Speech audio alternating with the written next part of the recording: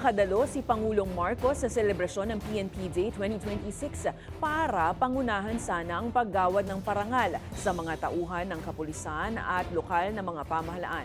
Dahil rito, kinatawan ni na Executive Secretary Ralph Recto kasama si Interior Secretary John Vic Remulla at House Speaker Faustino Boji III ang kanyang presensya sa pagtitipon. Nagpadala naman ng isang video message si PBBM bilang pagbati sa kapulisan, ngunit kapansin-pansin nga ang pagpayat ng Pangulo. Paliwanag naman rito ni Ralph Recto, bunso dito ng halos 3 hanggang 5 araw na sabaw lang ang kinakain ng Pangulo. Gayunpaman, pinapayuhan ng doktor ang presidente na magpahinga sa kabila ng kanyang tuloy-tuloy na pagtatrabaho. Maayos naman ang presidente, palagay ko napanood naman ninyo yung video at maraming trabaho ngayon yun, especially sa paperwork. Maraming kailangan pirmahan, marami rin kailangan basahin. Ang sabi ng kanyang mga doktor, magpahinga ng 1 linggo.